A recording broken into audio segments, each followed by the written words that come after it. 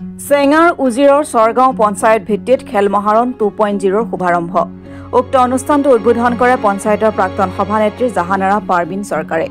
উজিৰৰ চৰ পঞ্চায়তত অনুষ্ঠিত খেল মহাৰণ প্ৰতিযোগিতাত চৰকাৰী নিৰ্দেশনা মতে নিৰ্ধাৰিত বয়সৰ বহুতো ল'ৰা-ছোৱালীয়ে অংশগ্ৰহণ কৰে আৰু চৰকাৰৰ এই পদক্ষেপক অঞ্চলৰ ৰাইজে আদৰণি জনাই কয় যে এই খেল মহাৰণৰ ফলত গাঁও অঞ্চলৰ পৰাও বহুতো খেলুৱৈৰ বিকাশ হ'ব। ল'ৰা-ছোৱালীৰ চাইকেল চলোৱা, ফুটবল, 200 মিটাৰ দৌৰ আদি কৰি বিভিন্ন ধৰণৰ প্ৰতিযোগিতাও অনুষ্ঠিত হয়।